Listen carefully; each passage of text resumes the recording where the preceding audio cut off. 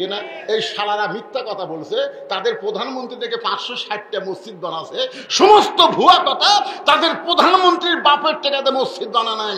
Saudi আরব 8,000 কোটি টাকা দিয়েছে, অর্ধেক মারে অর্ধেক টাকা দিয়ে মসজিদ বানাছে। জোরে গান কথা ঠিক কিনা? ওরা বলে ওর বাপের জায়গা বিশ্ব ইস্তেমার জন্য টঙ্গিত দিছে। তাবলিগের যে টঙ্গিত জায়গা, ওটার বাপের জায়গা। তোর বাপের জায়গা শালা টেজত আসলে শালাকের কোনো গল্প নাই, খালি এই গল্প। আর আজকে দেখেন একটা বিএনপির নেতা কি সুন্দরভাবে দরুদ পড়া লাগবে, ইস্তেগফার করতে হবে, আল্লাহর কাছে দোয়া করা লাগবে, তার নিজের দলের কথা নিজের কথা একটাও বলেনি। জোরে করে কথা। আরো নেতারা আছে, তারা কথাই কই না। প্রধান অতিথি কোন দলের আল্লাহ ভালো জানে। আওয়ামী লীগ? আচ্ছা ঠিক আছে।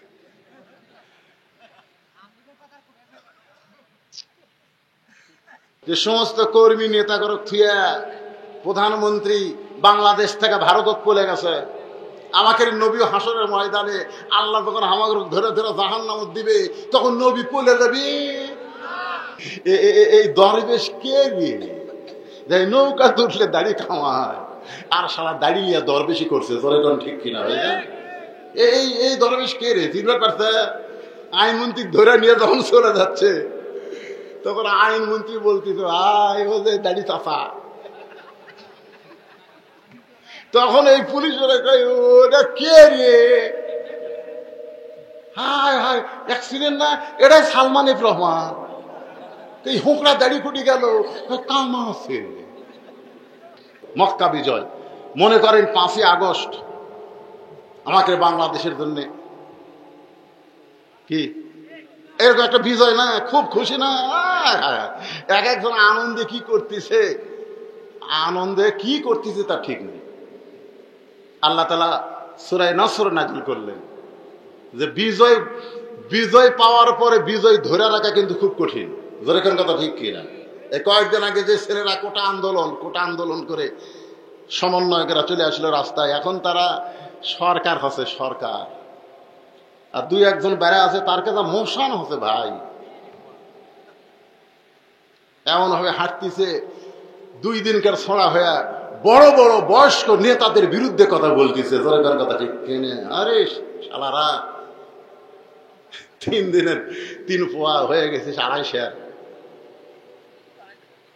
চিন্তা করে দেখেন ও কি কয় তার ঠিক নেই। এই যে বিজয় অর্জন করার পরে এই বিজয়কে ধরে রাখা কিন্তু খুবই কঠিন। ধরে কোন কথা ঠিক কিনা? এমনি কিন্তু মোবাইল কল ফাঁস হয়ে গেছে, চট করে ঢুকে পড়বি যে কোনো জায়গার থেকে। ধরে কোন কথা ঠিক, চট করে ঢুকবি। হালিমাতুস সাদিয়া বলে আমার নবীর মিলাদ সবাই জানবে না, আমি জানি। আমি যখন বনি সাদ গোত্র থেকে বের হলাম দুর্বল গাধা নিয়ে, রাস্তার মধ্যে অনেক মেয়েরা বলতেছে হালিমা মক্কা দিয়ে লাভ নেই। যত ধনী মানুষের সন্তান ছিল আমরা সব সন্তানগুলো নিয়েছি, বিনিময়ে অনেক হাদিয়া পাইছি। একটা সন্তান এখন পর্যন্ত মক্কায় আছে, জন্মের আগেই তার বাপ চলে গেছে। জন্মের আগে তার বাপ মরে যায়, সে তো এতিম। আর খবর নিয়ে জানছি তাদের দিবার মতো কিছু নেই। বংশ সম্ভ্রান্ত হতে পারে, কিন্তু হাদিয়া তোফা দেওয়ার মতন কিছু নাই। খামাখা তুমি এখন মক্কা দিয়ে কি করবা? হালিমাতুস সাদিয়া বলে আমি নিজকে ধিক্কার দিয়ে বললাম, হালিমা তুইও দুর্বল, তোর গাধাও দুর্বল, তোর ভাগ্যও দুর্বল। আমি নিজকে ধিক্কার দিলাম। আজকে তুই দুর্বল, তোর গাধা দুর্বল, তোর ভাগ্য দুর্বল। তোর ভাগ্য যদি ভালো হতো তাহলে তুই সুস্থ থাকতি, তোর গাধাও সবল হতো, আগে মক্কা দিয়ে ধনীদের সন্তান পাইতো। কিন্তু ভাগ্য খারাপ বলে এখন মক্কা থেকে এতিম পড়ে আছে। হালিমাতুস সাদিয়া বলে আমি আমার গাধাকে যখন বনি সাদ গোত্রের দিকে ফিরাতে চাই, এমন সময় আমার গাধা খরগোশের মতন কান করে মক্কার দিকে দৌড়ায়। জোরে করে সুবহানাল্লাহ। আপনারা বলেন তো খরগোশ জোরে দৌড়াবার পারার কারণ কি? আর কান খাড়া। জোরে কোন কি খাড়া? কান খাড়া। হালিমাতুস সাদিয়া বলেন এমন একটা জায়গায় আমার গাধা ঘুরমিকে পড়ে যায়, যেখান থেকে সামান্য দূরই হলো আল্লাহর কাবা ঘর। যারা মক্কা মদিনায় গেছেন, বিশেষ করে মক্কায় যারা গেছেন, তারা নিজের চোখে দেখাইছেন আল্লাহ রাসূলের বাড়ি এখনো আছে। সুবহানাল্লাহ না কেন? আগে যে কাঠামোতে ছিল অবশ্য সে কাঠামো নাই, এখন একটু পরিবর্তন করছে, কিন্তু বাড়ির মধ্যে ঢুকলে ওই পূর্বের কাঠামোগুলো এখনো আছে। একেবারে কাবা থেকে সামান্য পূর্ব দিকেই হচ্ছে আল্লাহর নবীর বাড়ি। তো এই কাবার কাছে হালিমাতুস সাদিয়া বলে, আমার গাথাটা যখন পড়ে গেল তখন দেখি এক মুরব্বী আমার দিকে তাকায় বলতেছেন, মা, অনেক মেয়েরাই ছিল মক্কায়, ধনীদের সন্তানগুলো নিয়ে গেছে, কিন্তু আমার এতিম রে একবারও কেউ তাকায়াও দেখেনি। তুমি যখন সবার পরে আইছো, তুমি আমার নাতির একটু দেখে দাও। ওই লোকটার নাম হলো আব্দুল মুত্তালেব, রাসূলের দাদা। হালিমাতুস সাদিয়াকে বলতেছে, অনেক মেয়েরা আইছিল, তারা ধনীদের সন্তান নিয়ে গেছে, কিন্তু আমার এতিম নাতিকে একবার দেখেও নাই, নেওয়া তো দূরের কথা, দেখেও নাই।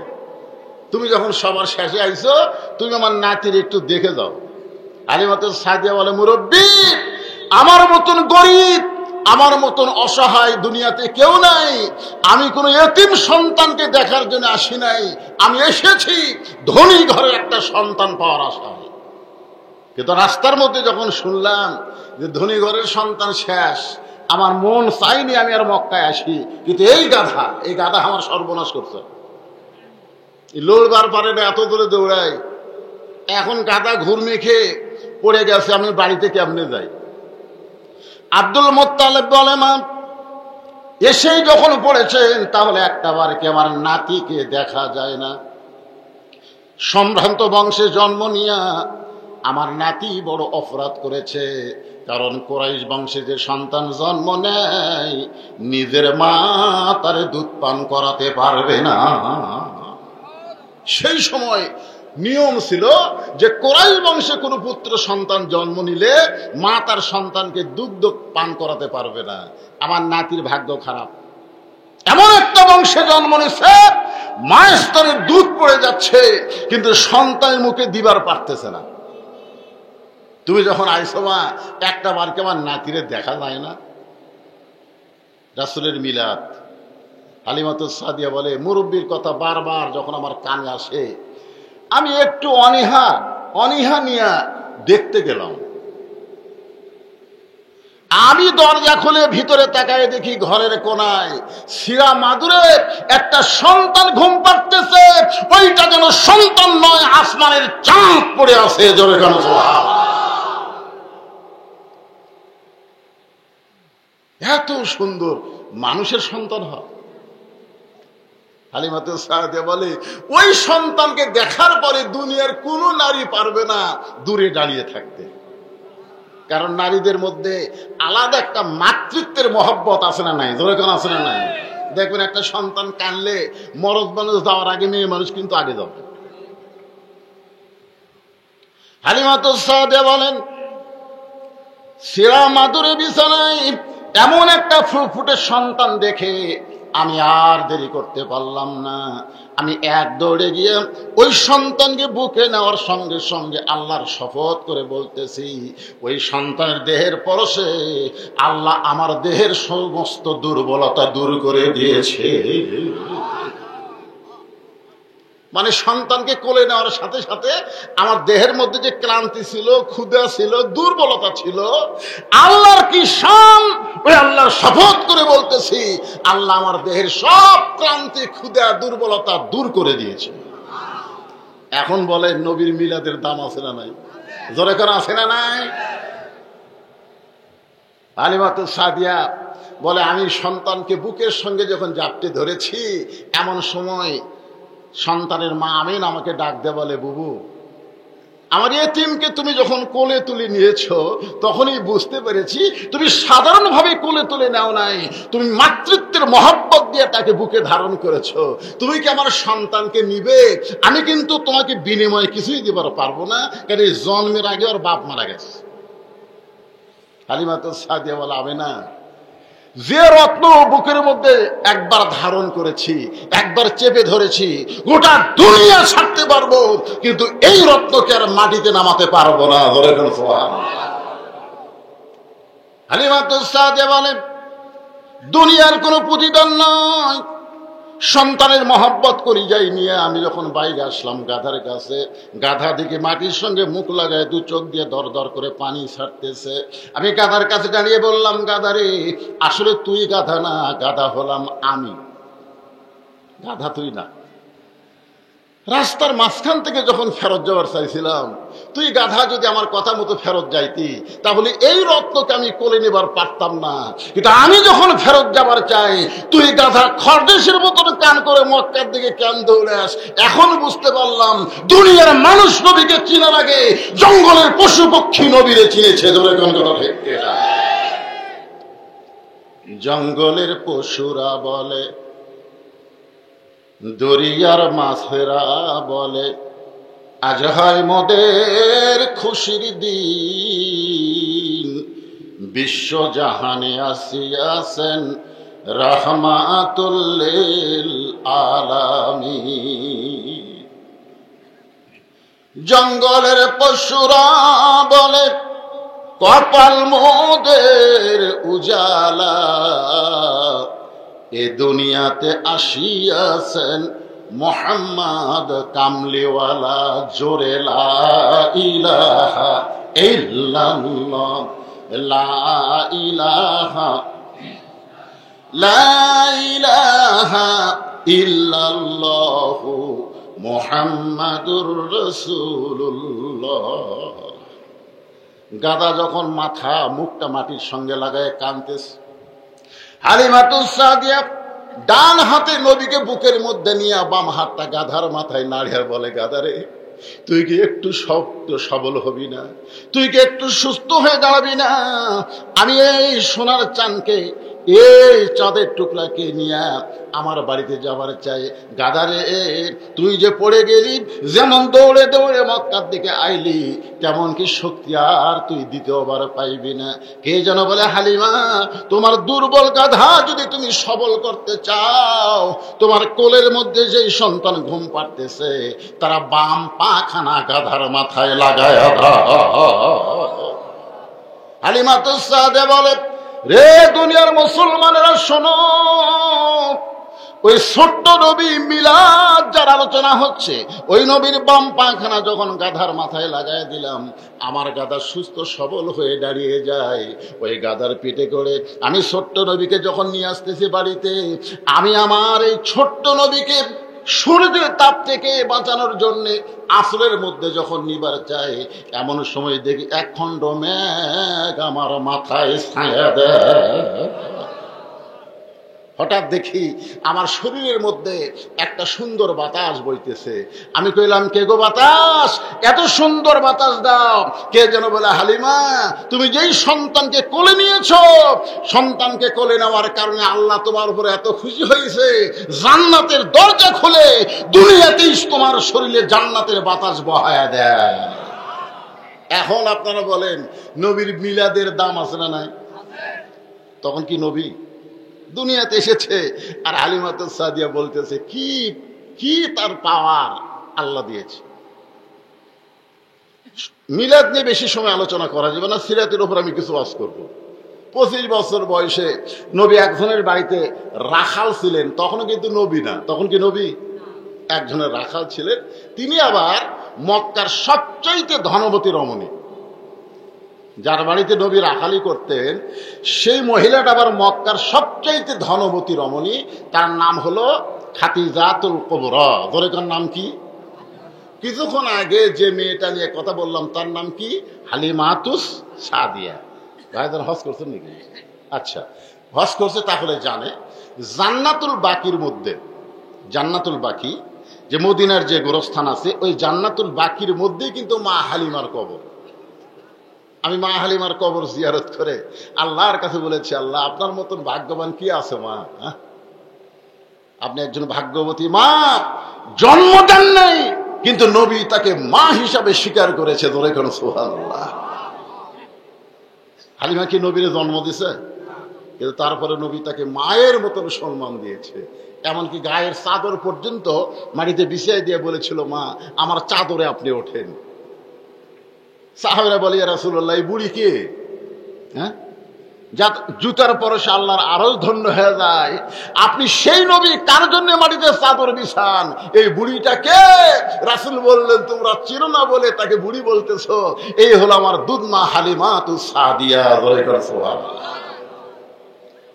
মায়ের এক ফোঁটা দুধের দাম, কাটিলে গায়েরই চাম, পায়ের জুতা বানাইলো ঋণের শোধ হবে না। এমন দরদি হবে কেউ হবে না আমার মা, মা গো। আল্লাহ আমাকে মা খাদিজার কবর জিয়ারত করার তৌফিক দিয়েছেন। হালিমাতুস সাদিয়ার কবর হলো মদিনায়, আর খাদিজার কবর হলো মক্কা। জোরে বলেন কোথায়?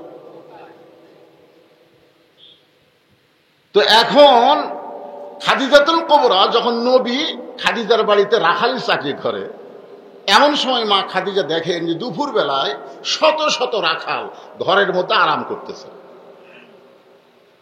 খাদিজা চিন্তা করে, আমার হাজার হাজার উটদুম্বা মাঠে ময়দানে, আর রাখালগুলো সব দুপুর বেলায় ঘরের মধ্যে আরাম করে, এদের এত সাহস দিল কে?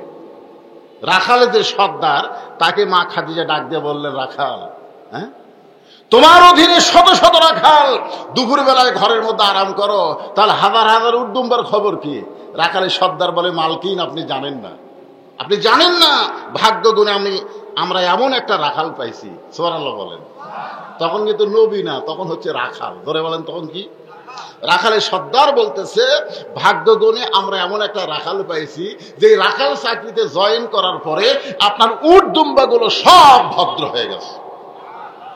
আরে এত রাখাল লাগে না, এক রাখালের ইশারায় উটদম্বাগুলো খায়, এক রাখালের ইশারায় উটদম্বাগুলো খাওয়া বন্ধ করে দেয়, এক রাখালের ইশারায় সমস্ত উটদম্বা বাড়ির দিকে রওনা দেয়। জোরে কোন সুবহানাল্লাহ। খাদিজা বলতেছে, রাখালের সর্দার, এই গাঁজাখুরি গল্প আমার শোনাচ্ছে। পশু কোনদিন মানুষের বাধ্য হয় না, উটদুম্বা হলো জন্তু জানোয়ার, একটা রাখাল মানুষের বাধ্য কোনোদিন হতে পারে না। রাখালের সর্দার বলে, বিশ্বাস যদি না হয় তাহলে আপনি তদন্ত করে দেখতে পারে।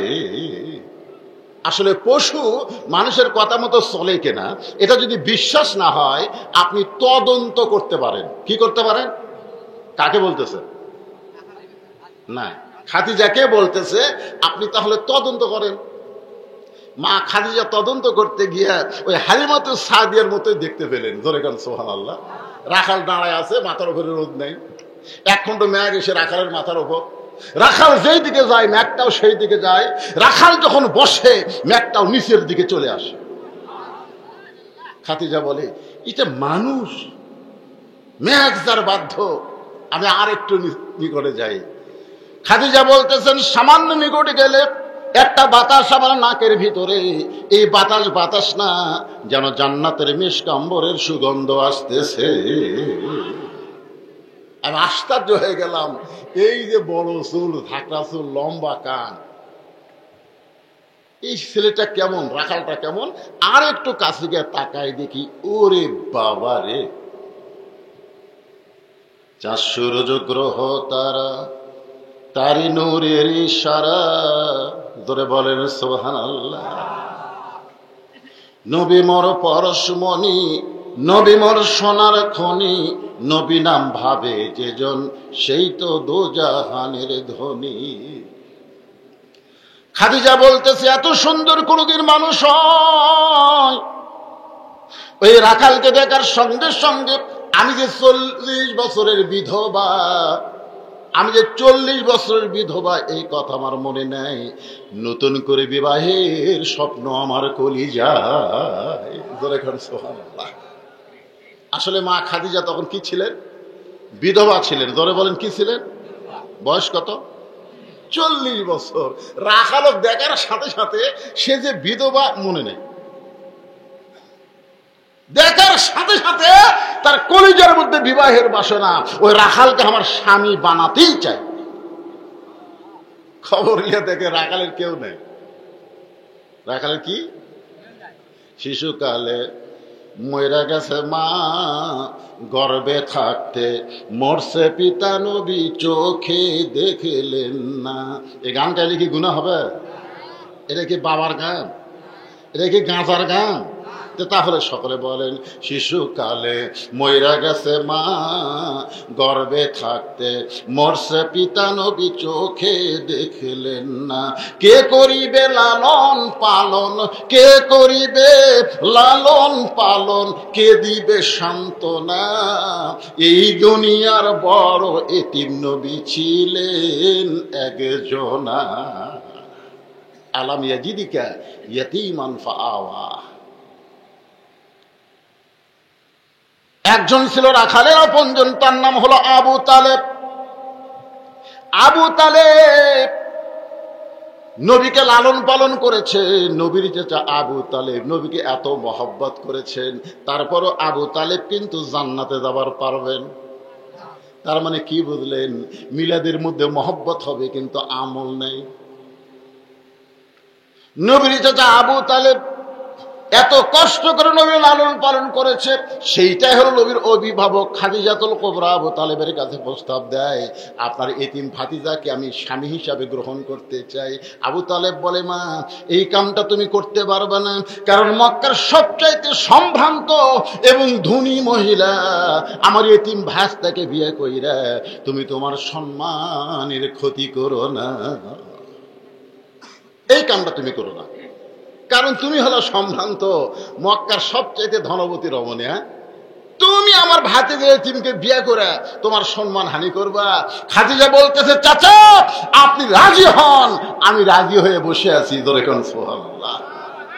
বিয়ে হয়ে গেছে, বিয়ে হয়ে গেছে, গোটা মক্কার মধ্যে শোরগোল পড়ে গেছে। হাই রে খাদিজা রাখালের প্রেমত পড়ে বিয়ে করলো রে। রাখালের প্রেম, যেরকম কার প্রেম? রাখালের প্রেমত পড়ছে, এর একটা কাম হলো। আবু জেহেল, উতবা, সাহেব, আবু সুফিয়ান, আমাদের মতো নেতারা থাকতে এই রাখাল। দুই একজন নেতা বলতেছে আবু তালেব মনে হয় করণী করছে। নাউজুবিল্লাহ। করণী বোঝেন? করণী জাদু করছে। বাইস্তারে রাখালের চাকরি দিয়ে সম্পদ খাওয়ার জন্য এই অকাম করছে। আবু তালেব যখনই যায় তখন সবাই বলে, কি করছো গো, কি তাবিজ করছো যে দুনিয়ার সবচাইতে ধনবতী রমণীকে তোমার ভাস্তার বউ বানাইলা, আর তো তোমাকে কোনো টেনশন নেই। আসলে কি আবু তালেব করণী করছে? যখন করছে। কিন্তু মক্কার ওই তেলতেলা নেতারা যখন এরকম অন্যায় ভাবে তাকে দোষ দেয়, একদিন খাদিজার কাছে এসে বললেন, মা বিয়ে করলে তুমি আর গাল খাই আমি, আমি তো নিষেধ করছিলাম যে আমার এতিম ভাতিজারে বিয়ে করো না। মক্কার সবচেয়ে ধনী সম্ভ্রান্ত তুমি, আমার এতিম ভাস্তারে বিয়ে করার পরে তুমি তো মজাই মারতেছ, কিন্তু মাঝখানে গাল খাচ্ছি আমি। খাদিজাতুল কুবরা মহিলা, কি হয়েছে? আপনারা কি ওটা বসা করতেছেন নাকি?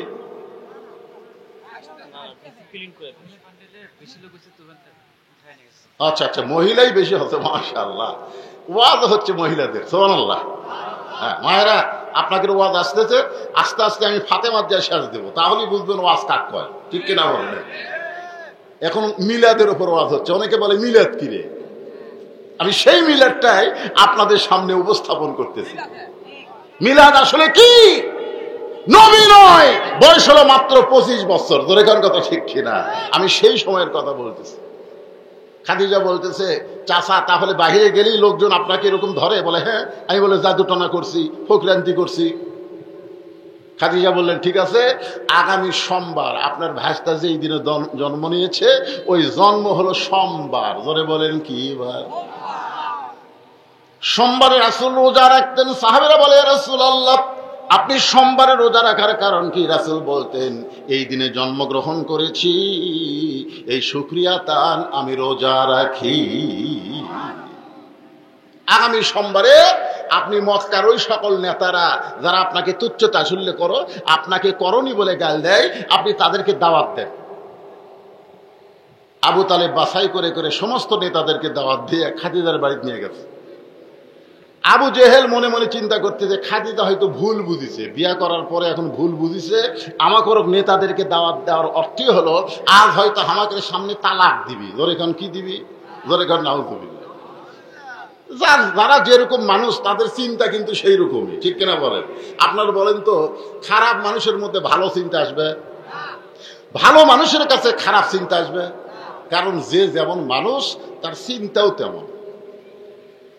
আজকের মাহফিলের একজন অতিথি, আমি তখন গাড়ির মধ্যে আরাম করতেছিলাম, বিএনপির।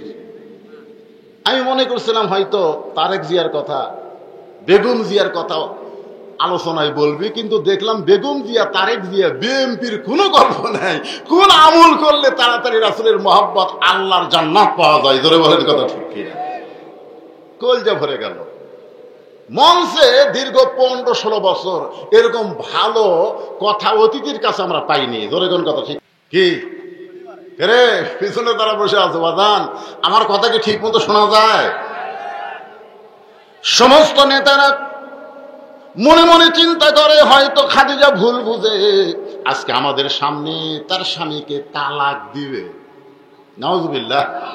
সবাই যখন এসে বসেছে, এমন সময় খাদিজা বলতেছে, নেতারা আমি আপনাদেরকে আজকে দাওয়াত দিয়েছি, অনেক ভালো ভালো আপনাদের জন্য হাদিয়া এবং খাওয়া দাওয়ার ব্যবস্থা করছি।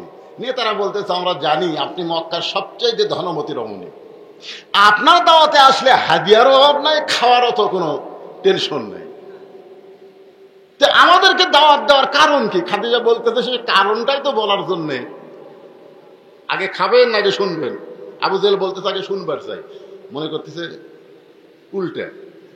খাদিজা বলতেছে, আপনারা নাকি বলেন যে আমি আব্দুল্লাহ এতিম পোলাকে বিয়ে করার কারণে আবু তালেব করণী করছে, আমার এই জাদুটনা করে ঠকায় দিছে, আমি নাকি আব্দুল্লাহ এতিম পোলাকে বিয়ে করে ঠকছি। আবু জেহেল বলতেছে 100 বার ঠকছেন, 1000 বার ঠকছেন।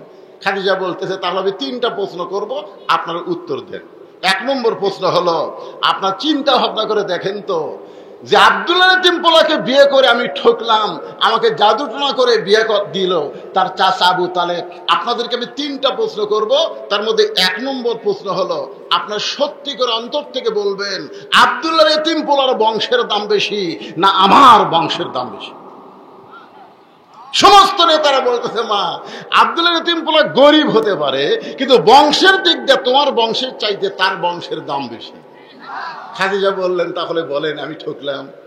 একটা দুর্বল বংশের মেয়ে একটা ভালো বংশের ছেলেকে স্বামী হিসাবে আমি গ্রহণ করলাম, এই জায়গায় তো আমি জিতে গেছি, আর আপনারা নাকি বলেন আমাকে ঠকানো হয়েছে। আমার 2 নম্বর প্রশ্ন হলো, আব্দুল্লাহ এতিম পোলার চেহারা সুন্দর নামে খাদিজার চেহারা সুন্দর? এবার আবু তালেবকে বললেন, চাচা আপনার ভাস্তাকে এখন নিয়ে আসেন। মক্কার সমস্ত নেতাদের সামনে 25 বছর বয়সের যুবক যিনি খাদিজার বাড়িতে রাখাল ছিলেন, তাকে খাদিজার পাশে বসায় দিয়ে বললেন, এখন আপনারা তাকায় দেখেন আমার চেহারা ভালো না আব্দুল্লাহ এতিম পোলার চেহারা ভালো? সমস্ত নেতারা খাদিজার দিকে তাকাইছে, কিছুক্ষণ পরে চক্ষু ফিরাইয়া যখন আল্লাহর নবীর দিকে তাকায়, ওই যে তাকাইছে আর নজর ফিরাবার পারতেছে না। 4 সূর্য গ্রহ তারা তারি নূরের ইশারা, নইলে যে অন্ধকারে ডুবিত এই ধরনী। সবাই বলেন, নবী মোর পরশমণি, নবী মোর সোনার খনি, নবী নাম ভাবে যে জন সেই তো দোজাহানের ধনী। 1-1 ঘন্টা হয়ে যায়, খালি নবীর মুখের দিকে তাকে আছে। খাদিজা বলতেছে, কি হলো? আব্দুল্লাহ এতিম পোলা কেমন? আবু জেহেল বলতেছে, খাদিজা তুমি আর কি, তোমার দিকে চোখ দিয়া সঙ্গে সঙ্গে আমরা চোখ মাটির দিকে করেছি, আর তোমার পাশে যে বসে আছে এমন সুন্দর, গোটা পৃথিবীর সমস্ত সৌন্দর্য যদি এক পাল্লায় দেওয়া হয়, আর আব্দুল্লাহ এতিম পোলার চেহারা যদি অন্য পাল্লায় দেওয়া হয়, দুনিয়ার সবকিছু চাইতে আব্দুল্লাহ এতিম পোলা বেশি সুন্দর হবে। খাদিজা বলতেছে, তাহলে বলেন আমার মতো কম সুন্দরী এইরকম বিশ্ব সুন্দর একটা স্বামী পাশে? তাহলে ঠকলো কে? আমি ঠকছি? আমার মতন কোন সুন্দরী এইরকম একটা সুন্দর স্বামী পাওয়ার কারণে তো আমি তো জিতে গেছি। তাহলে করণী করা লাগবে কা? করে তো আমাকে করে না, আমি করণী করছি। ধরে কেন সুবহানাল্লাহ।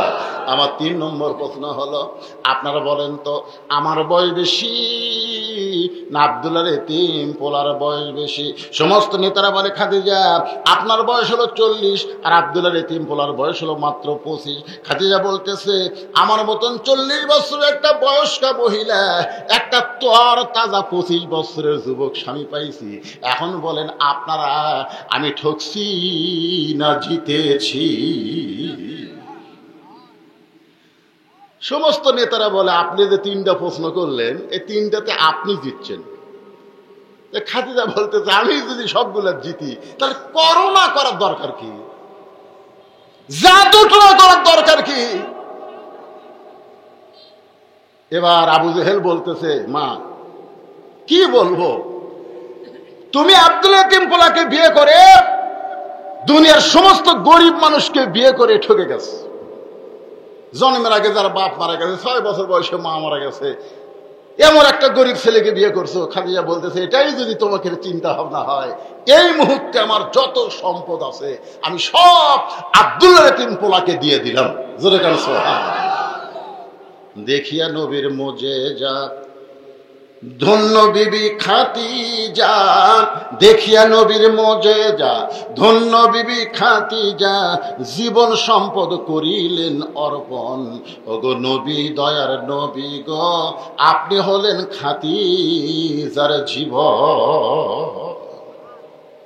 ওই খাদিজার বাড়িতে নবীর বয়স যখন 40, নবী ওই মুহূর্তে ছিলেন হীরা গুহায়। এর আগে কিন্তু নবী হয় নাই। নবী একজন মানুষ হিসাবে কেউ আলামিন বলতো, কেউ সুন্দর মানুষ বলতো, কিন্তু নবী হিসাবে দুনিয়াতে প্রকাশ পায় নাই। এই মুহূর্তে আল্লাহ তাআলা লহে মাহফুজ থেকে কোরআনের 5টা আয়াত নবীর প্রতি নাজিল করে। নবীর প্রতি 5টা আয়াত নাজিল করে। প্রথম শব্দই হলো ইকরা। প্রথম শব্দ হলো ইকরা। প্রথম শব্দ কি? যে 5টা আয়াত নাজিল হয়েছে তার প্রথম শব্দই হলো ইকরা। ইকরা মানে পড়েন। ইকরা মানে পড়েন। কারণ ফেরেশতা জিবরাইল যখন নবীকে বলবে যে আপনি পড়েন না পড়ো, আপনারা সম্মানী মানুষকে পড়ো কন না পড়েন কন? এখন আপনারা চিন্তা করতেছেন হুজুর বয়সের দিক দিয়ে তো জিবরাইলই বড়, কারণ বাবা আদম থেকে আমাকে নবী পর্যন্ত সমস্ত নবীর কাছে যিনি আল্লাহর হুকুম ওহী নিয়ে হাজির হয়েছেন সে ফেরেশতার নাম কি? সেই ফেরেশতার নাম কি? জিবরাইল। তাহলে জিবরাইল তো বুড়া হয়ে গেছে আর আমাকে নবী কেবল 40 বছর বয়স। সেই হিসাবে নবীকে পড়ো বললে কোনো ক্ষতি নেই। আমি আজকে মিলাদের আলোচনা, এখন কিন্তু সিরাতের মধ্যে ঢুকিনি, কেবল ঢুকবার চাচ্ছি। হ্যাঁ, কেবল ঢুকবার চাচ্ছি, এখনো মিলাদের মধ্যে আছি। তা আপনারা বলেন তো কে বড়? বয়সে বড় কে, জিবরাইল না নবী? নবী বড়। মদিনাত গেলে একটা দরজা দেখবেন, মসজিদ নববীর একটা দরজার নাম হলো বাবে জিবরাইল। বাব মানে দরজা, জিবরাইল মানে জিবরাইল দরজা। ওই দরজা দিয়ে জিবরাইল আল্লাহর নবীর কাছে আসতেন। জোরে করে সুবহানাল্লাহ। তো জিবরাইল যতবার নবীর কাছে আসতেন একটা সাহাবীর চেহারা ধরে আসতেন। সেই সাহাবীর নাম হলো দাহিয়াতুল কালবি। যেরকম সাহাবীর নাম কি? ওই বাবে জিবরাইলে দাহিয়াতুল কালবি সাহাবীর চেহারায় জিবরাইল দাঁড়িয়ে নবীকে সালাম দিলেন, আসসালামু আলাইকা ইয়া রাসূলুল্লাহ, আমি একটু আপনার কাছে আসতে চাই। আমি কিন্তু নিজে ওই দরজা দেখছি এবং ওই দরজা যে ঢুকেই আমি 2 রাকাত নামাজ পড়ে বাবে জিবরাইলের শুকরিয়া আদায় করেছি। জোরে করে সুবহানাল্লাহ। যে দরজা দিয়ে জিবরাইল ঢুকতো। তো দাহিয়াতুল কালবি সাহাবীর চেহারায় জিবরাইল যখন নবীকে সালাম দিছে, আপনারা বলেন তো সাহাবী না জিবরাইল? জোরে কোন সাহাবী না জিবরাইল? কিন্তু ওই সাহাবীর চেহারায় যখন সালাম দিছে নবী তখন বলতেছেন ফাতেমা তোমার চাচা এসে দরজাটা খুলে দাও। নবী বলতেছে তার মেয়েকে ফাতেমা তোমার চাচা আছে। জোরে কোন কে আছে? চাচা এসে দরজা খুলে দাও। জিবরাইল চমকে উঠছে। চাচা হচ্ছে বাপের ছোট ভাই, জোরে কোন কথা ঠিক কিনা? আপনারা চাচা কাক কন? বাপের বড় ভাই কন না ছোট ভাই কন? আমাদের বগুড়াতে চাচা মানে বাপের ছোট, আর বড় আব্বা মানে বাপের বড়, জ্যাঠা মানে বাপের বড়, চাচা মানে বাপের ছোট। এখন জিবরাইল একটু চমকে উঠছে, কে হামাক চাচা কর কারণ। যাই হোক, ফাতেমা দরজা খুলে দিল। ফেরেশতা জিবরাইল নবীর কাছে মুখ ভার করে বসে আছে, দেখিয়া দিল কাল বিছি হওয়ার। আল্লাহ নবী বললেন, জিবরাইল কি খবর, মন ভার খেন? বলে, হুজুর আপনার মেয়েকে দরজা খুলতে চাচা বললেন। আমি চাচা? আল্লাহ রাসূল বললেন, জিবরাইল তোমার বয়স কত? জিবরাইল বলতে, হুজুর আমার বয়স কত আমি জানি না, তবে পূর্ব আকাশে একটা তারকা ওঠে, একবার ওঠার পরে ৭০,০০০ বছর আর তারকা ওঠে না। একবার ওঠার পর পূর্ব আকাশে একটা তারকা ওঠে, জোরে বলেন কি ওঠে? একবার ওঠার পরে যখন তারকা ডাইবা যায় ৭০,০০০ বছর আর ওই তারকাকে দেখা যায় না।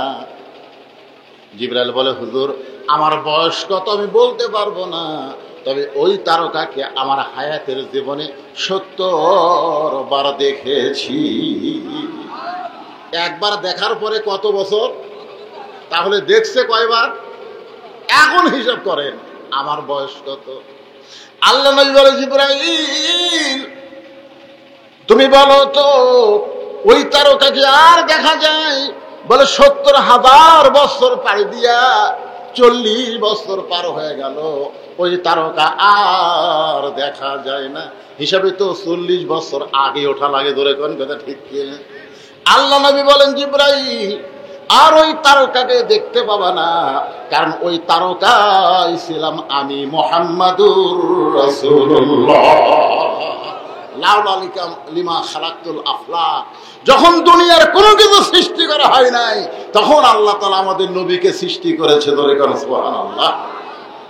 বাজান একটু খেয়াল করেন, প্রথম শব্দে হলো ইকরা। ইকরা মানে পড়েন, পড়েন। আল্লাহ তাআলা পবিত্র কোরআনের প্রথম শব্দই পড়েন, পড়ো। এইটা কেন বললেন? কারণ পড়তে হবে, না পড়লে চলবে না, ধরে কোন ঠিক কিনা? ফেরেশতা জিবরাইল যখন বলেন পড়েন, আল্লাহ নবী বললেন আমি পড়বো না। ফেরেশতা জিবরাইল বলে, হুজুর আপনি পড়েন। আল্লাহ নবী বললেন আমি পড়বো না।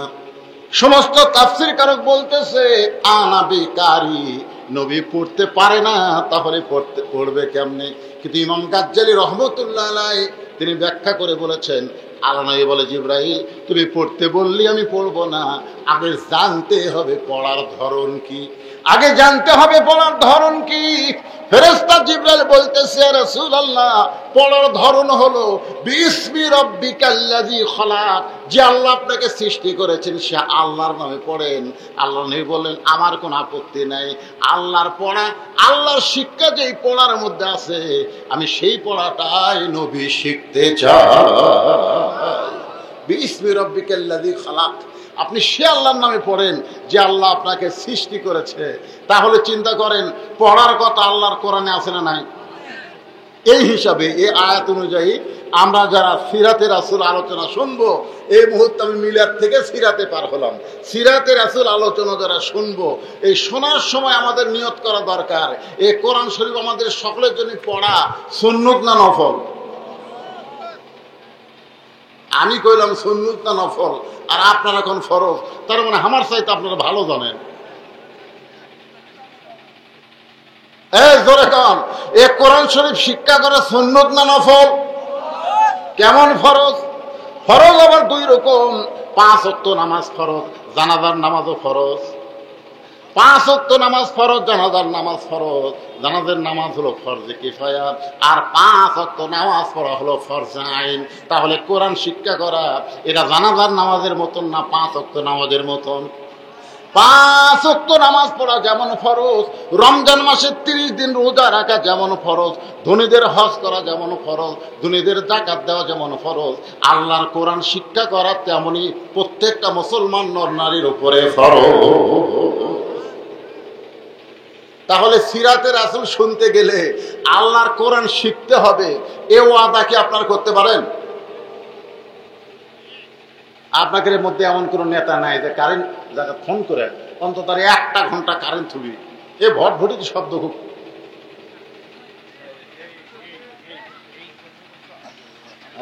দেখেন তো, একটু ফোন টোন করে দেখেন তো। না আসলে সেই মাগরিবের পর পরে আমি আইছি, বুঝলেন, এসার অনেক আগে। এ পর্যন্ত কারেন্ট যায়নি, গেছে। এই রাত্রে আপনারা যারা ওয়াজ শুনতেছেন তারা না হয়েছে এত আছেন, কিন্তু যারা ফ্যানের মধ্যে ঘুমাচ্ছে ভাই, এই সময় কারেন্ট যাওয়াতে তার যে কি বিপদ শুরু হচ্ছে ধরে কারণে না, ঘুম তো ভাঙছি, শরীর খালি সিটবিট করতেছে। এটা একটা কারেন্ট যাওয়ার টাইম হলো।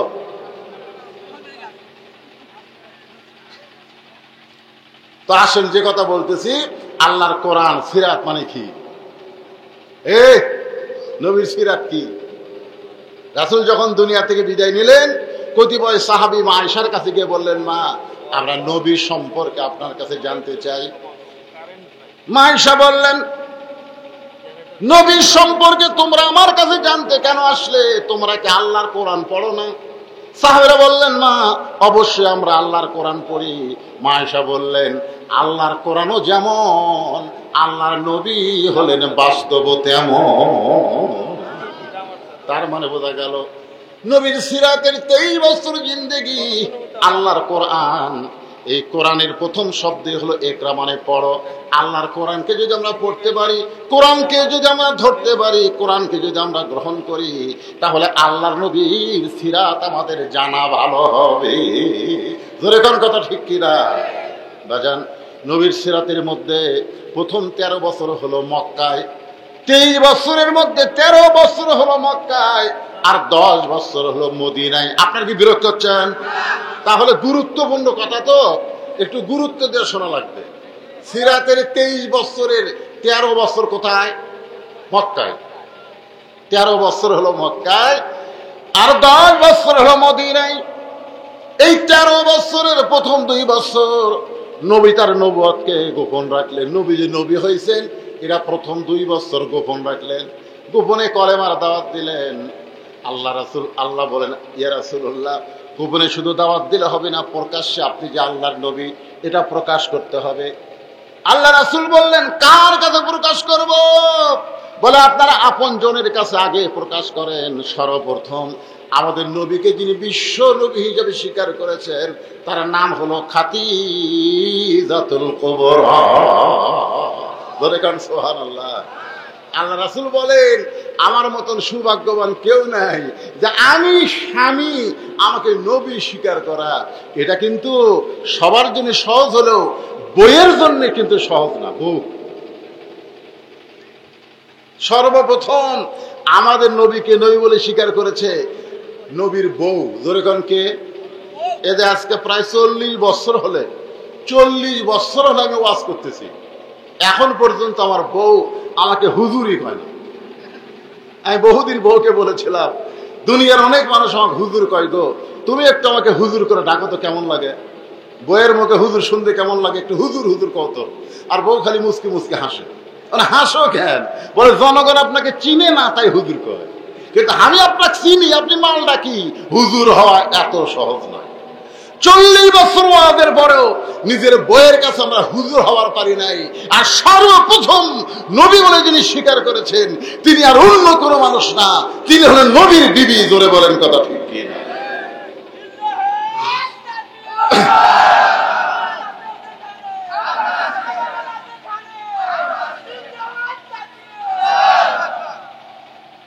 আল্লাহর বান্দারা খেয়াল করেন, তার মানে নবী ভিতরেও যেমন বাহিরেও তেমন। আল্লাহ এই কারণেই বললেন, লাকাদ কানা লাকুম ফি রাসূলিল্লাহি উসওয়াতুন হাসানা। যদি তোমরা সফলতা অর্জন করতে চাও, তাহলে দুনিয়ার পাঁচশো নেতা আদর্শকে তোমরা বাদ দিয়ে মুহাম্মদ রাসূলকে তোমাদের আদর্শ হিসাবে গ্রহণ করে না। সুবহানাল্লাহ বললেন না? আপনারা কি মনে করতেছেন যে সমস্ত কর্মী নেতাগরক থুয়া প্রধানমন্ত্রী বাংলাদেশ থেকে ভারত চলে গেছে? আমাকে নবী হাসরের ময়দানে আল্লাহ যখন আমাকে ধরে ধরে জাহান্নাম দিবে, তখন নবী পলে যাবি? কি মনে হয়? আল্লাহ রাসূল বলেছেন, আল্লাহ আমার সমস্ত উম্মতের যত পাপ আছে সব পাপ আমাকে দাও, আমার সমস্ত উম্মতকে মাফ করে তুমি জান্নাত দাও, আমার সমস্ত উম্মত জান্নাতে যাবে, আমি রাসূল খুশি হব। আমি ততক্ষণ জান্নাতে ঢুকবো না যতক্ষণ আমার উম্মতেরা জান্নাতি না হবে। আল্লাহুম্মা সাল্লি আলা মুহাম্মদ, আল্লাহুম্মা সাইয়্যিদিনা মুহাম্মদ। যেরকম সুবহানাল্লাহ। ভাইজান, এমন একজন নবী আমরা পাইছি যে নবীর ভিতরেও যেমন বাহিরেও তেমন। মা খাদিজা সর্বোত্তম নবী হিসাবে স্বীকার করলেন। আব্বা আব্বা করে ডাকে ফাতেমা, তাই মনে হয় নবী বলে স্বীকার করেনি? আপনাদের কি মনে হয়? আমি সিরাতের আলোচনা করতেছি। মা খাদিজা ঈমান গ্রহণ করলেন, পুরুষের মধ্যে সর্বোত্তম ঈমান গ্রহণ করলেন আবু বকর, আর ছোট বাচ্চাদের মধ্যে সর্বোত্তম ঈমান গ্রহণ করলেন হযরত আলী। মেয়েদের মধ্যে সর্বোত্তম যিনি ঈমান গ্রহণ করছে তার নাম কি? খাদিজাতুল কুবরা। জোরে তার নাম কি? আর পুরুষদের মধ্যে যিনি সর্বোত্তম ঈমান গ্রহণ করছে তার নাম হলো আবু বকর বয়স্ক, আর ছোট বাচ্চার মধ্যে যে ঈমান গ্রহণ করছে তার নাম হলো হযরত আলী। একটু খেয়াল করবেন, নিজের পরিধির মধ্যে কলেমার দাওয়াত দিলেন, আপনজনেরা গ্রহণ করলেন, আবার অনেকের কাছে কলেমার দাওয়াত দিলেন, তারা গ্রহণ করলো না। এরপর আল্লাহর নবী প্রকাশ্যে কলেমার দাওয়াত দেওয়া যখন শুরু করলেন, তখন নির্যাতন শুরু হয়ে গেল। এমনকি যারা ঈমান গ্রহণ করেছে তাদের মধ্যে অনেকে গরিব ছিল। এই গরিবের মধ্যে ছিল একটা মহিলা, তার নাম হলো সুমাইয়া, একটা পুরুষ, তার নাম হলো ইয়াসার। ওই সুমাইয়া আর ইয়াসারের একটা সন্তান ছিল, তার নাম হলো আম্মার। এই তিনজনকে ঈমান গ্রহণ করার অপরাধে এত নির্যাতন করেছে, মাকে হত্যা করেছে, বাবাকে হত্যা করেছে, ছেলের সামনে, যে ছেলের সামনে সুমাইয়াকে হত্যা করেছে, বাবা ইয়াসারকে হত্যা করেছে। আবু জেহেল বলতেছে, আম্মার একটা বার বল আল্লাহ নবী মানি না, আল্লাহ নবী মানি না। তোর মাকে হত্যা করা হয়েছে, তোর বাবাকে হত্যা করা হয়েছে, কিন্তু আমরা তোকে হত্যা না করে ছেড়ে দিব। আম্মার চিৎকার করে বলে, রে মক্কার কাফেররা শোনো, নবীর সোনার চেহারা কেউ যখন দেখে নবীর কলেমা গ্রহণ করে তার পক্ষে জীবন দেওয়া সহজ হবে, কিন্তু ঈমান ত্যাগ করা বড় কঠিন হবে। 13 বছরে কলেমার দাওয়াত দিতে দিতে মাত্র 320 জন, কয়জন? 320 জন 13 বছরে। তার মধ্যে 17 জনকে কাফেররা পিটাই মারিছে। তার 13 বছর আবাদ করা ফসল কি? 320 জন, 17 জনকে হত্যা করছে, আর থাকলো কয়জন? 303 জন। এই 303 জন নিয়ে 13 বছরের জীবন শেষ। আল্লাহ হুকুম করলেন, হুজুর আর মক্কা থাকা যাবে না, আপনি মদিনাত হিজরত করেন। মদিনাত কি করেন? হিজরত করেন। আল্লাহ রাসূল মদিনায় হিজরত করলেন। হিজরতের পরে কয় বছর? জোরে বলেন, কয় বছর? 10 বছর। তাহলে 13 বছরে মুসলমান হলো 320 জন, আর 10 বছরে মদিনায় কি করলেন আল্লাহ নবী? একটু শুরুটা শোনেন।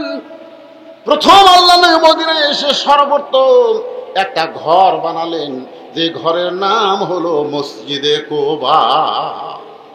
সর্বপ্রথম মদিনায় যে মসজিদটা তৈরি করছেন আল্লাহ নবী, সে মসজিদের নাম হলো মসজিদে কুবা। যেই মসজিদের মধ্যে 2 রাকাত নামাজ পড়লে আল্লাহ খুশি হয়ে একটা উমরা হজের সওয়াব দিয়ে দেয়। আল্লাহ তাআলা নবীকে 5 ওয়াক্ত নামাজ দিলেন। সে 5 ওয়াক্ত নামাজ তো পাইছে নবী মক্কায়, নবুয়তের 10ম বৎসরে মেরাজের রাতে। কিন্তু নবী তো মক্কাত নামাজ পাইছে, কিন্তু নামাজ তো কায়েম করতে পারেন নাই। নামাজ খালি পড়লে হবে না, নামাজ কায়েম করা লাগবে। নামাজটা কায়েম করলেন নবী মদিনায়। জোরে কান সুবহানাল্লাহ। আমাদের বাংলাদেশে কিন্তু নামাজ কায়েম নাই। আপনাদের মসজিদ আছে না নাই? এ জোরে কান আছে না নাই? তো মসজিদে কায়েম যদি থাকতো তাহলে কিন্তু সমস্ত মুসলমানকে নামাজ পড়া লাগতো। জোরে কান কথা ঠিক কিনা? আর কায়েম নাই, যার মনে চাই পড়ে, না চাই না পড়ে। হ্যাঁ, আরে যাচ্ছে, আচ্ছা দাও দাও দাও, তাহলে ভটভটিটা বন্ধ হয়। এবারে এরা আসার পর থেকে ওয়াজ করে শান্তি পাওয়া যাচ্ছে না। একটু জিকির করেন, লা ইলাহা ইল্লাল্লাহ, লা ইলাহা ইল্লাল্লাহ, লা ইল্লাল্লাহ লা ইল্লাল্লাহ লা ইলাহা লা ইলাহা ইল্লাল্লাহু মুহাম্মাদুর রাসূলুল্লাহ সাল্লাল্লাহু আলাইহি ওয়াসাল্লাম। ভাইজান, সময়ের দিকে খেয়াল করে, বিশাল লম্বা নবীর 23 বছরের জিন্দেগি, প্রত্যেকটা পরতে পরতে ওয়াজ আছে, ধরে করা আছে না নাই? কিন্তু আমি মক্কার 13 বছর জিন্দেগিকে শর্টকাট করে চলে আসলাম মদিনায়। কারণ বাংলার মুসলমান এতদিন মক্কার ইসলামকে গ্রহণ করেছে, মদিনার ইসলামকে গ্রহণ করতে পারে নাই। কারণ মক্কার ইসলাম হলো নির্যাতনের ভিতর দিয়ে ইসলাম প্রচার করা, আর মদিনার ইসলাম শুধু নির্যাতন না, ওরা মারবার আলে ধরে মারবি, ধরে কোন কথা ঠিক কি না? খুব খেয়াল করবেন। এই জন্য মদিনা একটু সময় বেশি নিয়ে আপনাদেরকে বোঝানোর জন্য আমি আলোচনা করতেছি। প্রথম এসে আল্লাহ রাসূল একটা ঘর বানালেন, মসজিদ। আবার কথা কি হয়, সর্বপ্রথম যে একটা ঘর বানালেন তার নাম দিলেন কুবা মসজিদ। কি মসজিদ? এই যে কয়দিন আগে গেছিলাম আমি মসজিদে 2 রাকাত নামাজ পড়লাম, পড়লেই একটা ওমরা হজের সওয়াব আল্লাহ দান করে। ওই মসজিদের জায়গা ছিল 2 ইতিম সন্তানের। আল্লাহ রাসূল বললেন, এই জায়গাটা আমার খুব পছন্দ, এই জায়গাটা কার? তো মদিনার লোকেরা বলল, হুজুর এই জায়গাটা আপনি পছন্দ করলেন, কত জায়গা আছে। না, এই জায়গায় আমার পছন্দ। এই জায়গার মালিককে? বলে, মালিক তো দুনিয়া থেকে বিদায় নিছে, এখন বাপ মরে যাওয়ার পরে 2 সন্তান এতিম, তারা এই জায়গার মালিক হয়েছে। আল্লাহ রাসূল বললেন, 2 সন্তানকে ডাক দাও। 2 সন্তানকে নবীর কাছে নিয়ে আসা হলো। নবীও এতিম, ওই 2 সন্তানও এতিম। আল্লাহ রাসূল 2টা এতিমের মাথায় হাত দিয়ে বললেন, এতিমের মাথায় হাত দিয়ে বললেন, এই জায়গার মালিক নাকি তোমরা? নবী যখন এতিম 2টা বাচ্চার মাথায় হাত দিয়েছে, হাত দেওয়ার সাথে সাথেই তারা আলাদা জগতে চলে গেছে। চলে গেল সুবহানাল্লাহ। এই বাজারে লোকজন বিরক্ত হচ্ছে, যাও। আল্লাহর নবী 2টা এতিম বাচ্চার মাথায় হাত দিয়ে বললেন, বাজান এই জায়গার মালিক নাকি তোমরা? তোমাদের বাবা মারা গেছে, আর বাবা মরে যাওয়ার কারণে ওয়ারিশ মোতাবেক তোমরা এই জায়গার মালিক হইছ। এই জায়গাটা আমার পছন্দ। এই জায়গার বিনিময়ে তোমরা 2 বাচ্চা কি চাও? 2 এতিম বাচ্চা নবীর চেহারার দিকে তাকায় বলে, ওগো আল্লাহর নবী, আপনার মহব্বতের হাতের পরশ যখন আমাদের এতিমের মাথায় লাগছে, দুনিয়ার সব চাইতে বড় উপহার আমরা পেয়ে গেছি। সবচাইতে বড় বিনিময় আমরা পেয়ে গেছি। রাসূল বললেন, বাজান তোমরা যদি আর কিছু চাও তাহলে আমি নবী তোমাদেরকে দিবার চাই। এতিম বাচ্চা নবীর মুখের দিকে তাকায় বললেন, এই জায়গাতে আপনি কি নির্মাণ করবেন? এই জায়গা যে আপনি পছন্দ করলেন, এই জায়গায় কি আপনার বাড়ি নির্মাণ করতে চান? আপনি কি এই জায়গা কেন নিবার চাচ্ছেন? আল্লাহ নবী বললেন, বাজান এই জায়গার মধ্যে একটা ঘর তৈরি করব, আমরা কষ্ট করে তৈরি করব, কিন্তু আমরা ঘরের মালিক হব না, ঘরের মালিক হবেন আমাদের আল্লাহ। এই জায়গাতে একটা ঘর বানানো হবে, আমরা কষ্ট করে ঘর তৈরি করব, আর ঘরের মালিককে? এতিম বাচ্চা বলতেছে, তাহলে আমাদের বিনিময় পাই গেছি। আল্লাহ নবী বলে, কি বিনিময়? বলে, আমরা এই জায়গার বিনিময়ে জান্নাত চাই। রাসূল বললেন, সত্যি তাই? এতিম 2 বাচ্চা বললেন, জান্নাতের চাইতে বড় বিনিময় মুসলমানের সামনে আর কিছু হতে পারে? আল্লাহ রাসূল বললেন, যারা মসজিদ তৈরি করবে, মসজিদে জায়গা দিবে, মসজিদ টাকা পয়সা দিবে, তোমরা তো এতিম শুধু জান্নাত পাবে না, কিয়ামত পর্যন্ত মসজিদের বিনিময়ে আল্লাহ তাদেরকে জান্নাতের মালিক বানাবে। তাহলে আপনারা যারা মসজিদে জায়গা দিচ্ছেন, যারা এত সুন্দর করে মসজিদ বানাচ্ছেন, তাদের মধ্যে অনেকেই দুনিয়াতে আছেন, আবার অনেকে দুনিয়া থেকে কবরে চলে গেছেন। জোরে কোন কথা ঠিক কিনা? তো যারা কবরে গেছে তারা কিন্তু বুঝতে পারতেছে মসজিদ সুন্দর করে গড়ানোর বিনিময় কি, কিন্তু আপনারা যারা বাসে আছেন তারা বুঝতে পারতেছেন না। মসজিদে কোবা নির্মাণ করা হলো। মসজিদে কোবার পরে আল্লাহ রাসূল তৈরি করলেন মসজিদে নববী। মসজিদ নববী, এখানে মদিনাত গেলে আপনি অনেক মসজিদ দেখবেন। এক মসজিদে আল্লাহ নবী খুতবা দিচ্ছেন, সেই মসজিদকে বলা হয় মসজিদে খুতবা। আরেকটা মসজিদ আছে মসজিদে কেবলাতাইন, যেই মসজিদে বাইতুল মুকাদ্দাসের দিকে মুখ করে নবী নামাজ শুরু করেছিলেন, নামাজ পড়া অবস্থায় কেবলা পরিবর্তন হয়ে আবার মসজিদে হারামের দিকে মুখ ফিরালেন। ওই মসজিদে দুইটা কেবলা আছে, এখন এক কেবলা বাতিল হয়ে গেছে, আর এক কেবলা চালু, কিয়ামত পর্যন্ত ওই কেবলাই থাকবে, সেটা হলো মসজিদে হারাম। জোরে বলেন সুবহানাল্লাহ।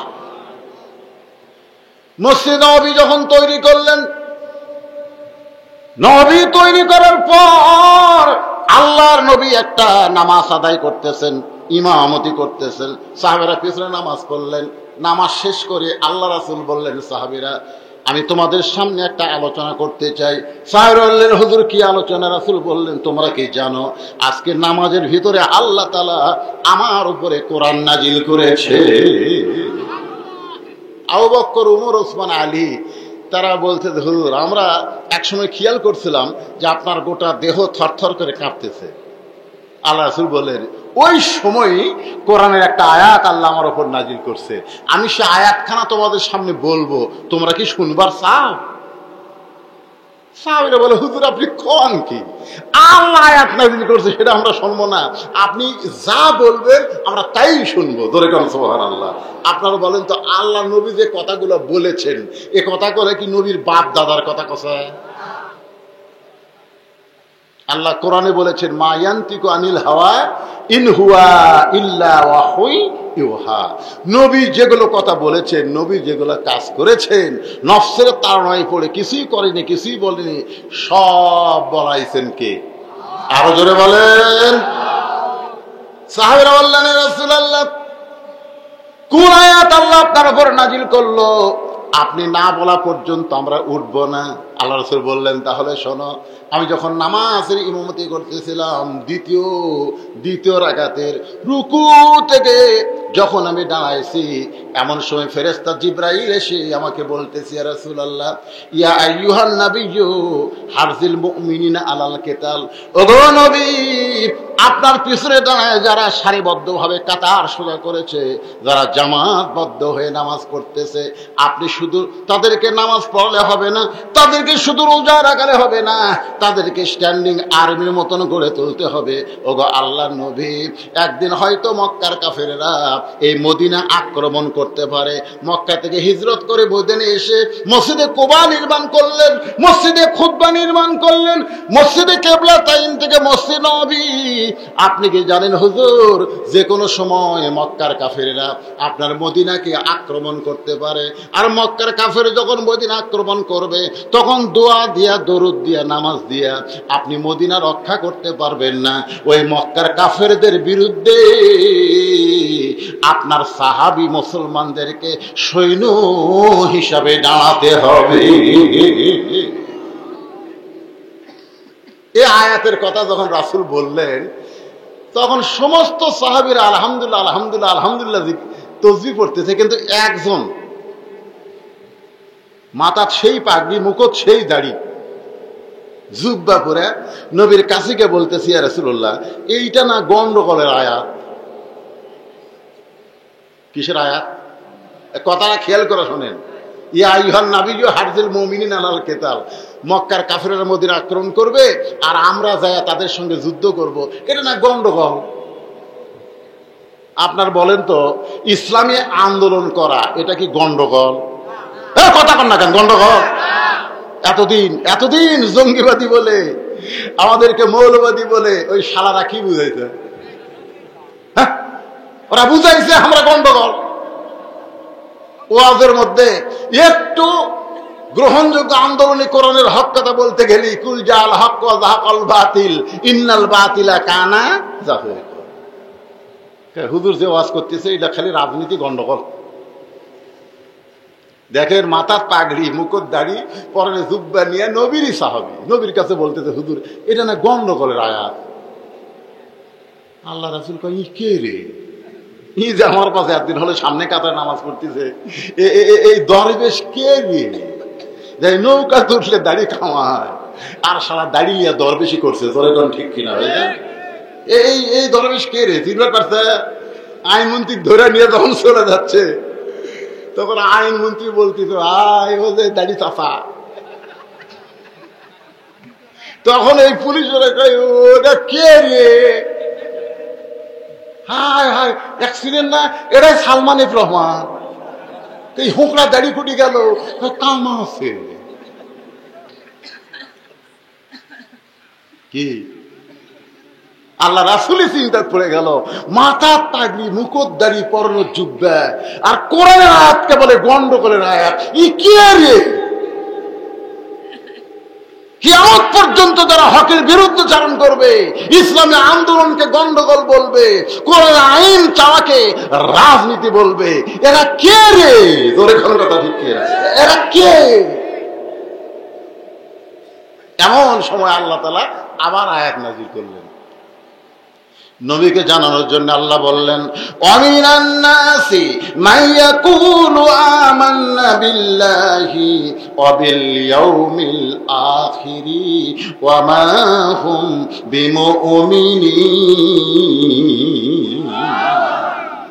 এরা নামাজ পড়বে, এরা রোজা করবে, আল্লাহকে বিশ্বাস করবে, আখিরাতকে বিশ্বাস করবে, কিন্তু কোরআনের আইনকে, কোরআনের সংবিধানকে গ্রহণ করবে না।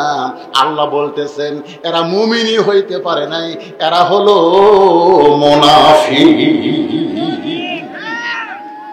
এরা মুমিনই না, এরা হলো মুনাফিক। তাহলে যিনি বলতেছেন এটা গন্ডগোলের আয়াত, এর নাম হলো উবাই ইবনে খালফ। নাম কি? উবাই ইবনে খালফ। সবচাইতে বড় মুনাফিক, সবচাইতে বড় মুনাফিক। একটু মনোযোগ দিয়ে শুনবেন। বদরের যুদ্ধ হয়ে গেছে, এই মদিনা জীবনের মধ্যে মক্কার কাফেররা মনে করতেছে কিনা, আমরা মনে করছিলাম হিজরত করে যায় কাম বন্ধ করবি, কিন্তু এখন শুনতেছি ওরে বাবারে, মক্কা থেকে হিজরত করে যায় বসে নাই রে। এখন আবার মদিনাকে কোরআন দিয়ে রাষ্ট্র গঠন করবার চাই, এক দুনিয়ার থেকে উৎখাত করা লাগবে। আবু জেহেলের নেতৃত্বে বদরের যুদ্ধ। রাসূল বলে, আল্লাহ আমাকে তরবারি নেই, ঘোড়া নেই, খাওয়া নেই।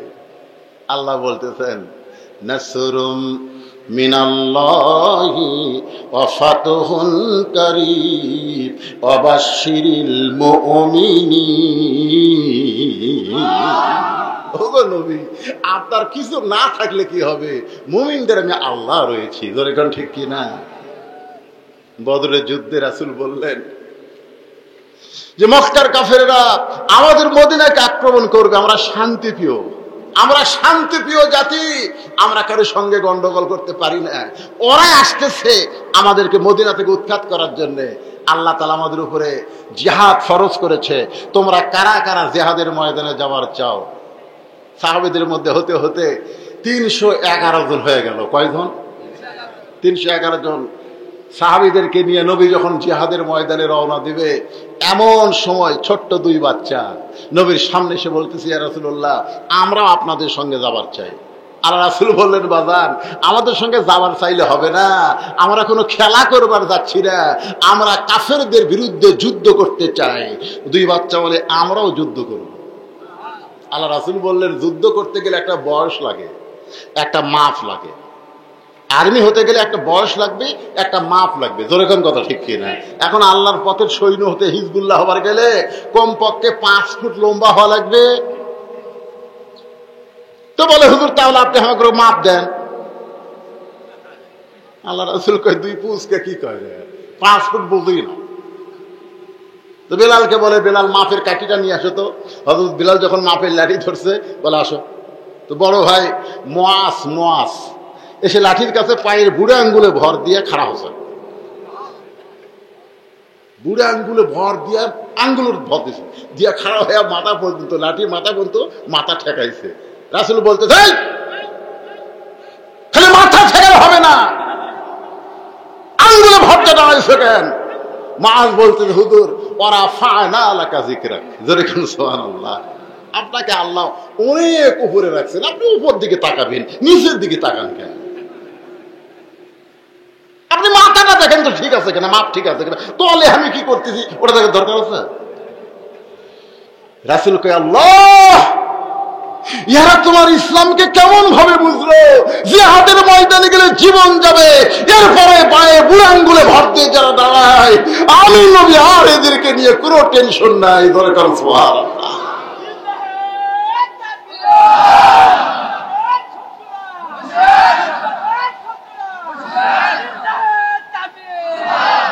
কোরআনের শত্রুরা হুঁশিয়ার হয়ে গেছে, এক টাকা খুঁজে পাওয়া যাচ্ছে না।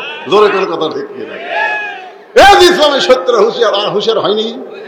আমাকে এলাকার যারা সিনা টান করে বেড়াতো একটাও নেই। একদিন আমি একটা দেখা পেলাম, দেখি মাথা নিচু করে হাঁটতেছে, মনে মেয়ে মানুষ আছে। গেলাম, ক্যারে ভাই খবর কি? হুজুর গোপনে ছিলাম, বার হয়েছি, আবার চলে যাবো। আর কথা নাই ভাই, দূরে হয়ে গেছে রে, মুখ একেবারে মুখ ইয়ের মধ্যে ঢুকে দিছে। এরা হুঁশিয়ার সাবধান ঠিকই আছে, দরকার কথা ঠিক কিনা, কিন্তু আমরা ঠিক হতে কিনা সেটা দেখেন। আল্লাহর বান্দার একটু খেয়াল করেন। রাসূল বললেন, ঠিক আছে, তোমার মাথার দিকে খেয়াল করে তোমাকে আমি জিহাদের ময়দানে গ্রহণ করে নিলাম। 312 জন হচ্ছে। ধরে কোন কয়জন? মুআব্বিস বলে, ভাইজান কি আল্লাহ রাসূল আপনাকে জিহাদের ময়দানে যাওয়ার সুযোগ করে দিল, কিন্তু দুই ভাই আমরা কি নিয়ত করে বের হয়েছি, আপনি গেলে হবে না, আমিও সঙ্গে যাবার চাই। বড় ভাই বলতেছে, তুই ছোট, তুই কি মাপে হবার পারবি? আমি মাপে হয়েছি বুড়ো আঙ্গুলে ভর দিয়া, আর তুই আমার চাইতে 4 আঙ্গুল ছোট, তুই কেমনে হবি? দৌড়ে গিয়ে রাসূলের সামনে দাঁড়ায় বলে, হুজুর আমার ভাই মাপে হওয়ার পারে, কিন্তু শক্তিতে আমার সাথে পারে না। বহুদিন কুস্তি করেছি, কোনদিন কুস্তি করতে গিয়ে আমার বড় ভাই আমাকে নিচে ফেলাতে পারে নাই, ওর শরীর লম্বা কিন্তু গাওত বল নাই। হুজুর আপনি আমাকে জিহাদের ময়দানে যাওয়ার অনুমতি দেন। আল্লাহ রাসূল চোখের পানি বের করে বলে, তুমি ছোট ভাই হয়ে বড় ভাইয়ের সঙ্গে কুস্তিতে পারবে? বলে, বিশ্বাস যদি না হয় তাহলে আপনি আমাদের লাগায় দেন। এবার মুআজকে বলে, রে মুআজ, তোমার মুআব্বিস ভাই তোমার সঙ্গে কুস্তি করতে চাই। বলে, হুজুর আমার সঙ্গে যাবে, কিন্তু এই বেটাকে আমার সাথে পারবে নাকি? এখন দুই ভাই কুস্তি করতেছে। ছোট ভাই বড় ভাইয়ের কানে কানে বলতেছে, ভাই যান, আল্লাহ রাসূল তোমাকে মাফে অনুমতি দিয়েছে, এখন তুমি নিচে পড়ে গেলে আর তোমার কোনো সমস্যা নাই। ভাই কাফের বেঈমান যদি পশ্চিম দিক থেকে পূর্ব দিক থেকে নবীকে লক্ষ্য করে তীর মারে, তুমি না হয় নবীর সামনে গিয়া ঢাল হয়ে দাঁড়ায় যাবে, কিন্তু পেছন দিক থেকে কেউ যদি তরবারি মারে, বলো সেই দিকে কে দাঁড়াবে? তুমি নবীর ডানে থাকবা, আমি নবীর বামে থাকবো। আল্লাহর নবী দুনিয়াতে থাকবে, আর দুনিয়ার কোন কাফের নবীর গায়ে তীর মারবে, তরবারি মারবে, আমরা দুই ভাই এটা কখনোই হতে দিব না। নবী তোমাকে মাফে জিহাদের ময়দানে যাওয়ার হুকুম দিছে। ভাই একটু দুর্বল হয়ে নিছে পর, আমিও জিহাদের ময়দানে যাবার চাই। বড় ভাই দুর্বল হয়ে যখন পড়ে গেছে, এমন সময় আল্লাহ রাসূল বললেন, ওঠো, তোমাকেও জিহাদের ময়দানে যাওয়ার হুকুম দেওয়া হলো। 313 জন সাহাবী নিয়ে নবী বদরের প্রান্তরে এই যুদ্ধে আল্লাহ মুসলমানের বিজয় দিল। এরপরে উহুদের জিহাদের ময়দানে আল্লাহ নবীকে তারা শহীদ করার চেষ্টা করলো। আবু জেহেলের বেটা ইকরামার নেতৃত্বে উহুদের ময়দানে যুদ্ধ হলো। প্রথম দিকে মুসলমান বিজয় লাভ করেছিল, কিন্তু আমি নিজের চোখে দেখলাম যে দুইটা পাহাড়ের মাঝখানে নবী 80 জন সাহাবীকে বলেছিল, কোনো অবস্থাতেই তোমরা জায়গা ছাড়বা না। ওই জায়গাটা আমি নিজের চোখে দেখলাম। এখানে 80 জন মুসলমান যদি দাঁড়ায় থাকে সজাগ হইয়া, দুনিয়ার কোনো কাফের বেঈমান মুসলমানদেরকে আক্রমণ করতে পারবে না। কিন্তু কাফেররা ঠইকা গিয়ে ওদের সম্পদগুলো সব ফেলে দিয়ে যখন চলে গেছে, এমন সময় আমিরের কথা ভুলে গিয়া, নেতার কথা ভুলে গিয়া, এই দুনিয়ার সম্পদ গনিমতের মাল খেয়াল করে যখন কুড়াতে যায়, এমন সময় খালিদ বিন ওয়ালিদের নেতৃত্বে একদল কাফের ওই দিক দিয়ে ঢুকে মুসলমানের একটা প্রথম পরাজয়। এই জিহাদের ময়দান হলো উহুদের ময়দান। ওখানে 70 জন মুসলমান শহীদ হয়ে গেছে। তার মধ্যে নবীর চাচা আমির হামজাও ছিল। একেবারে উহুদের পাহাড়ের পাশেই ওই সোহাদায়ে উহুদ, যেখানে 70 জন সাহাবী শুয়ে আছেন। আর আমির হামজাকে বলা হয় সাইয়্যিদুস শুহাদা, সমস্ত শহীদদের সর্দার। দরকার সুবহানাল্লাহ। জিহাদের ময়দানে আমির হামজার বুক চিরে কলিজা বের করা হয়েছে, কলিজা চাবাইছে, তাকে এইভাবে নির্মম ভাবে দুনিয়া থেকে নিয়ে গেছে। যখন নবী কাঁদতেছিল, এমন সময় আল্লাহ পাক আয়াত নাজিল করে বললেন, হুজুর আপনি কাঁদবেন না, ওয়ালা তাকুলু লিমা ইউকতালু ফি সাবিলিল্লাহি আমওয়াত বাল আহইয়া, যারা আল্লাহর জন্য নিজের জীবন দেয় তাদেরকে আমি আল্লাহ বলতেছি মৃত্যু বলো না, বরং সে চিরজীবন লাভ করেছে। ওয়ালাকিল্লা তাশউরুন, এটা সাধারণ মাথা দিয়ে বোঝা যায় না। জোরে কোন কথা ঠিক কি না? তারপর থেকে মুসলমানের আর কোনো পরাজয় নাই। মুসলমান বিজয় হতে হতে মক্কা বিজয়, সুবহানাল্লাহ বলেন। মক্কা বিজয় হলো 8 হিজরিতে, মাত্র 8 বছরে 10,000 সাহাবী, 13 বছরে মাত্র 320 জন, আর 8 বছরে 10,000 সাহাবী নিয়ে নবী মক্কায় গেছে। তাহলে বোঝা গেল মক্কার জীবনে মুসলমান বাড়ে নাই, মদিনার জীবনে মুসলমান বেড়েছে।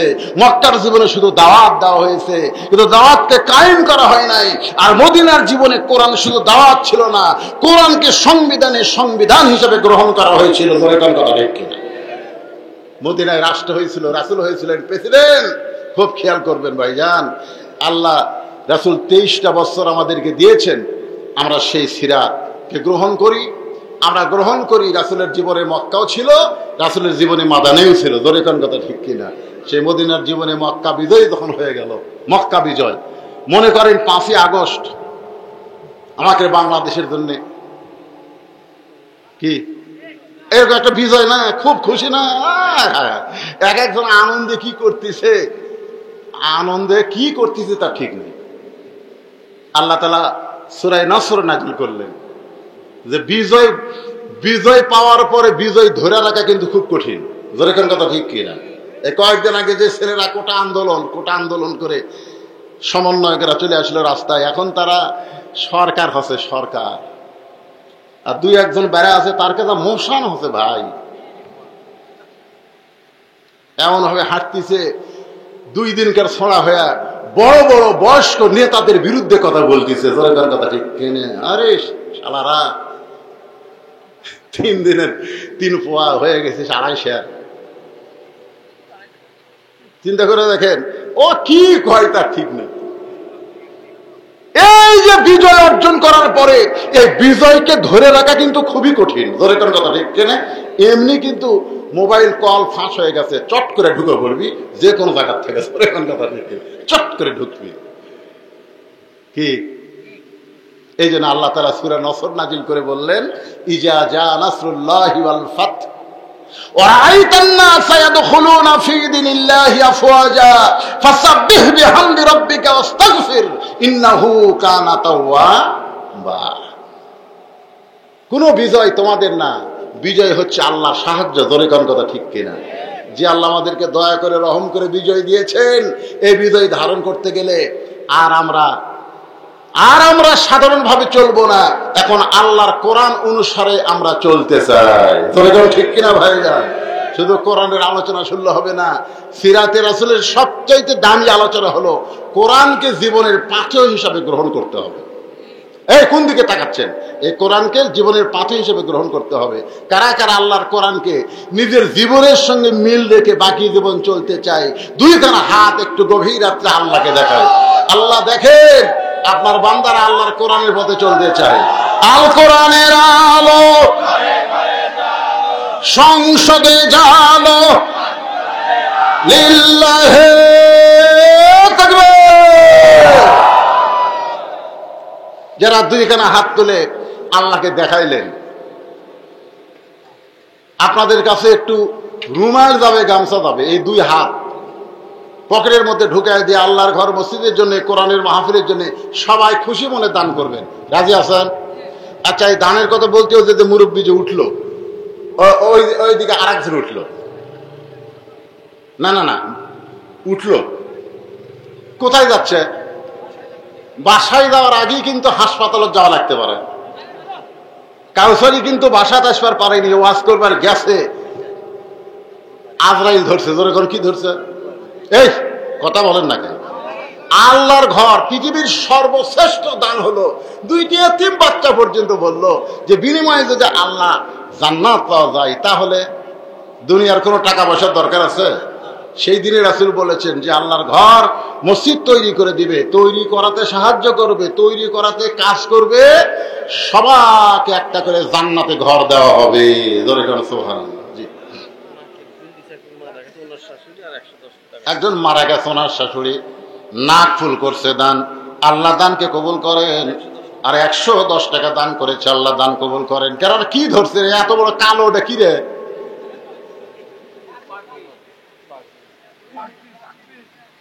এই ব্যাগ নাই, ব্যাগ ট্যাগ নাই, আর একজনের দিক থেকে ওঠেন তো, ওটা ডবল করে নাও বাজাল, ওইরকম একটা ধরার সাইজ হলো ওটা।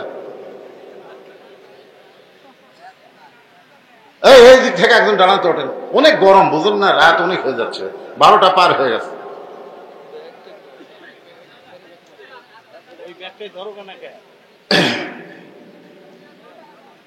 মসজিদের জন্য মাহফিল যদি ফজরের নামাজ কাজা হয়ে যায় তাহলে অবস্থা কি হবে? এই জন্য খুব খেয়াল, ওয়াজ করতে গিয়েও বক্তাদের খেয়াল করা লাগবে, বেশি রাত করা যাবে না। আর বাড়ির যে ঘুমাবো আসসালাতু খায়রুম মিনান নাওম শোনার সঙ্গে সঙ্গে চেতন পায়া ফজরের 2 রাকাত ফরজ নামাজ আমরা মসজিদে জামাতের সঙ্গে আদায় করবো। যেরকম ঠিক কি না? নামাজ কায়েম হয়েছে মদিনার জীবনে, রাসূল কায়েম করেছেন। বাংলাদেশে আমাদের নামাজ কায়েম হয়নি, যার কারণে আজকে কেউ নামাজ পড়ি, একই বাড়ির বাপ নামাজ পড়বার আসে, ছেলে নামাজ পড়তে আসে না। দাদা নামাজ পড়ে, নাতি নামাজ পড়ে না। আল্লাহ কোরআনে বলেছে আল্লাযীনা মাক্কান্নাহুম ফিল আরদ, মুসলমানের মধ্যে কাউকে যখন প্রধানমন্ত্রী করা হবে, প্রেসিডেন্ট করা হবে, তার 1 নম্বর দায়িত্ব হলো পদ্মা সেতু নির্মাণ করা, ফ্লাইওভার রাস্তা করা, বাল্য বিয়া বন্ধ করা, মাদক মুক্ত সমাজ করা। এগুলো একটাও 1 নম্বর কাজ না। কাজ হতে পারে, তবে 1 নম্বর না। 1 নম্বর কাজ হচ্ছে আকামুস সালাত, নামাজ কায়েম করা। জোরে কোন কথা ঠিক কি না? আজকে সমাজের মধ্যে যদি নামাজ কায়েম থাকতো, কোন 5 ওয়াক্ত নামাজি মহিলা কোনোদিন বেপরদা হবে না। 5 ওয়াক্ত নামাজ পড়া যুবক কোনোদিন আর্জেন্টিনা ব্রাজিলের সাপোর্টার হবে না। জোরে কোন কথা ঠিক কি না? 5 ওয়াক্ত যারা নামাজ পড়বে, আল্লাহ কোরআনে বলেছেন ইন্নাস সালাতা তানহা আনিল ফাহশাই ওয়াল মুনকার, একমাত্র নামাজই পারে মানুষকে যাবতীয় খারাপি থেকে বাঁচাই দিতে। আপনাদের মধ্যে কেউ যদি এরকম 5,000 10,000 টাকা দেওয়া লোক থাকেন যে হুজুর আমরা আগে দেইনি এখন দিব, তাহলে আপনারা দিতে পারবেন। আর আমি সকলের কাছে চাইছি, সবাই যেটা দিচ্ছেন স্টেজের উপরে এসে আপনারা জমা দিয়ে যাবেন। যিনি যা পারছেন আল্লাহর রাস্তে, আল্লাহর ঘর মসজিদে দান করেছেন। মসজিদ এটা হলো গ্রাম কেন্দ্রিক, এলাকা কেন্দ্রিক। জোরে কোন ঠিক কিনা? প্রত্যেকটা গ্রামে একটা করে মসজিদ আছে না নাই?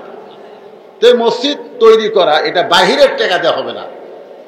বাহিরের লোক যারা ওয়াজ শুনতে আসবে তাদের টাকা দিয়ে মসজিদের চট কেনা যাবে, চট। কিন্তু মসজিদ নির্মাণ করতে গেলে এই গ্রামের লোককে বড় ভূমিকা পালন করা লাগবে। যেরকম ঠিক কিনা? এই গ্রামের লোক যারা, তো আপনাদের মসজিদ তো মাশাআল্লাহ হয়ে গেছে, যেগুলো কাজ বাকি আছে আপনারা গ্রামের যারা বড় বড় চাকরিজীবী আছে, ধনী আছে, আপনারা ভালো জানেন। আপনারা মসজিদের ব্যাপারে তাদেরকে জোর করে ধরবেন, আমাদের মসজিদের এই কাম করা লাগবে। যেরকম সভাপতি সাহেব আছেন, আপনার ধরবেন যে সভাপতি সাহেব, আপনি মাহফিলের সভাপতি, মসজিদের সভাপতি, মসজিদের এই কাজগুলো আপনার করে দেওয়া লাগবে।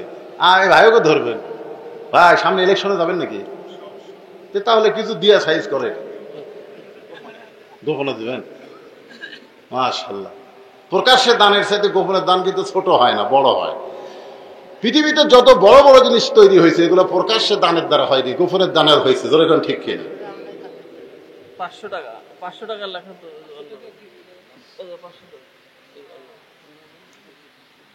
কথা মনে করো। হ্যাঁ, মাশাআল্লাহ, মেহেদি হাসান 500 টাকা দান করছে। আল্লাহ দানকে কবুল করেন, আল্লাহুম্মা আমিন। এরকম 500,000 টাকা যদি মন চায়, শয়তান হয়তো বলবে মিন শাররিল ওয়াসওয়াসিল খান্নাস, আমাদের প্রত্যেকের অন্তরে একটা শয়তান বসবাস করে। শয়তানের নাম কি? খান্নাস। জোরে বলেন, নাম কি? খান্নাস কিন্তু কঠিন শয়তান।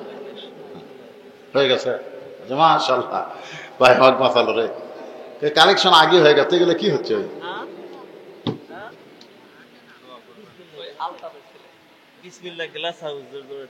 বিসমিল্লাহ গ্লাস হাউস 500 টাকা দান করছে।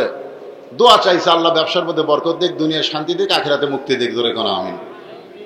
ভাই কইছে আদায় হয়ে গেছে। যাই হোক, গামছার আদায়, টেবিলে যা আদায় হলো, আল্লাহ সমস্ত আদায়কে জান্নাতের বিনিময় হিসেবে কবুল করেন। জোরে কোন আমিন। আল্লাহ রাসূল যখন দুনিয়া থেকে বিদায় নেবেন,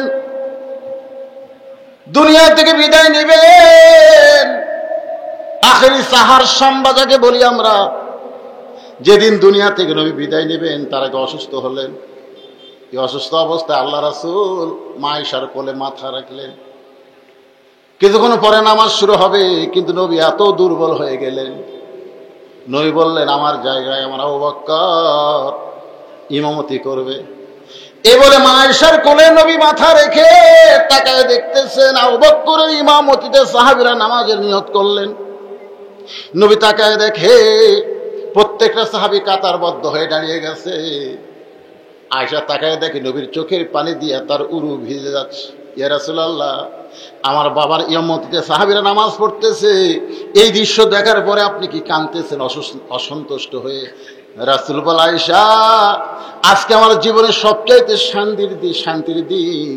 এই নামাজ কায়েমের জন্য আমি অনেক কষ্ট করেছি।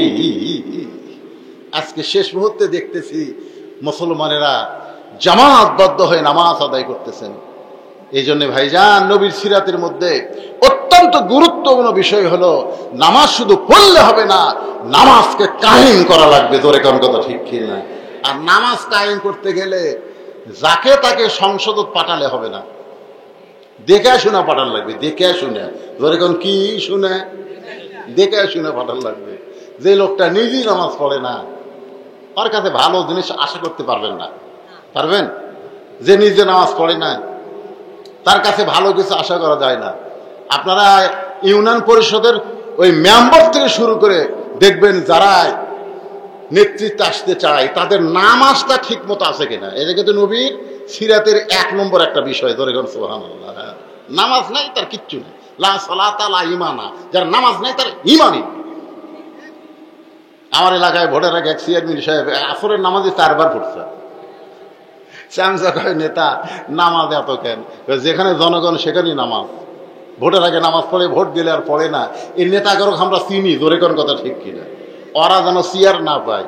চেয়ারের একটা বিশেষ গুরুত্ব আছে ভাই। এই জন্য গুরুত্বপূর্ণ মানুষকে আপনার গুরুত্ব জায়গায় দিবেন ইনশাআল্লাহ। আল্লাহ রাসূলের সিরাতকে বাস্তবে শুধু ওয়াজে শুনবো না, আমাদের জীবনে আল্লাহ আমল করার তৌফিক দান করুক। সকলেই বলে আল্লাহুম্মা আমিন। ইস্তিগফার করে আস্তাগফিরুল্লাহাল্লাযী লা ইলাহা ইল্লা হুয়াল হাইয়ুল কাইয়্যুম ওয়া আতুবু ইলাইহি। আল্লাহুম্মা সাল্লি আলা মুহাম্মাদ, আল্লাহুম্মা বারিক আলা মুহাম্মাদ, আল্লাহুম্মা সাল্লি আলা মুহাম্মাদ ওয়া আলা আলি মুহাম্মাদ কামা সাল্লাইতা আলা ইব্রাহিম ওয়া আলা আলি ইব্রাহিম ইন্নাকা হামিদুম মাজিদ। আল্লাহুম্মা বারিক আলা মুহাম্মাদ ওয়া আলা আলি মুহাম্মাদ কামা বারাকতা আলা ইব্রাহিম ওয়া আলা আলি ইব্রাহিম ইন্নাকা হামিদুম মাজিদ। কি বলবেন? আল্লাহুম্মা আমিন। আল্লাহুম্মা আনতাস সালাম ওয়া মিনকাস সালাম তাবারাকতা ইয়া যাল জালালি ওয়াল ইকরাম। আল্লাহ, কঠিন গরমের ভিতরে আমার শরীরে বাতাস দেওয়া হচ্ছে কারেন্ট যাওয়ার পরে। জেনারেটর শুরু করতে কিছু সময় দেরি হলো। ওই সময় বুঝলাম তোমার বান্দারা কত কষ্ট করে গরমের মধ্যে বসে আছে। আল্লাহ আল্লাহ, তোমার কোরআন শুনতে গিয়া, নবীর মিলাদ সিরাতের আলোচনা শুনতে গিয়া যাদের শরীর আজকের জান্নাতের বাগানে ঘেমে গেছে গরমে, ওই ঘামওয়ালা শরীরের জন্য তুমি জাহান্নামের আগুন হারাম করে দাও। আল্লাহ, যারা কষ্ট করে মেহনত করে আজকে সিরাতুন নবী মাহফিল আয়োজন যারা করেছে, আল্লাহ মেহেরবানি করে তাদের আয়োজনকে জান্নাতের বিনিময়ে কবুল করে নাও। আল্লাহ আল্লাহ, তোমার ঘর মসজিদকে মহব্বত করে নগদে বাকিতে যারা দান করেছে, আল্লাহ সব দানগুলো জান্নাতের বিনিময়ে কবুল করো। আজকের মাহফিলের সম্মানিত সভাপতিকে আল্লাহ তুমি কবুল করো। আজকের মাহফিলের প্রধান অতিথিকে কবুল করো। মসজিদ কমিটির সেক্রেটারি, মসজিদ কমিটির কেশিয়ার সদস্য যারা, ইমাম মুয়াজ্জিন মুসল্লি খতিব, আল্লাহ সকলকে তুমি কবুল করে নাও। আয় আল্লাহ তাআলা, পর্দার অন্তরাল আমার মা বোনেরা আবিদা সালিহা পদ্মাংশী কবুল করে মা ফাতেমার চরিত্র দান করো। আমাদের মধ্যে আমরা যারা অসুস্থ আছি, আল্লাহ সুস্থতার নিয়ামত দান করে দাও। আল্লাহ, কে কোন নিয়ত করে হাত তুলেছে, আল্লাহ সকলের নেক নিয়ত নেক আশাকে তুমি কবুল করো। আল্লাহ গো, আমি গুনাহগার বলে দোয়া ফিরাইয়া দিও না। আমাদের মধ্যে জনম দুঃখনী মা যাদের কবরে চলে গেছে, আল্লাহ দরদের বাবা যাদের দুনিয়া থেকে বিদায় নিয়েছে, রব্বির হামহুমা কামা রব্বায়ানি সগীরা, আল্লাহ বাপ মার কবরকে জান্নাতের টুকরা বানায়া দাও। নিজের জন্য একটু আল্লাহকে বলেন, এই দুই হাত দিয়ে কত কবরে আমরা মাটি দিয়েছি, এই দুই হাত দিয়ে কত লাশ অন্ধকার কবরে নামায় দিছি। একদিন আমরা সবাই মরে যাব। আল্লাহ মৃত্যুর দিনটা যেন জুমার দিন হয়, মাসটা যেন রমজান মাস হয়। ইমানের সাথে ইজ্জতের সাথে মুসলমান হইয়া এ দুনিয়া থেকে যেন বিদায় নিতে পারি। আল্লাহ কবুল করে। মৃত্যুর সময় আমাদের সকলের জবানে জারি করে দিবেন লা ইলাহা ইল্লাল্লাহু মুহাম্মাদুর রাসূলুল্লাহ সাল্লাল্লাহু আলাইহি সাল্লাম। আসসালামু আলাইকুম ওয়া রাহমাতুল্লাহি ওয়া বারাকাতুহু। এই টাকাটা দাও।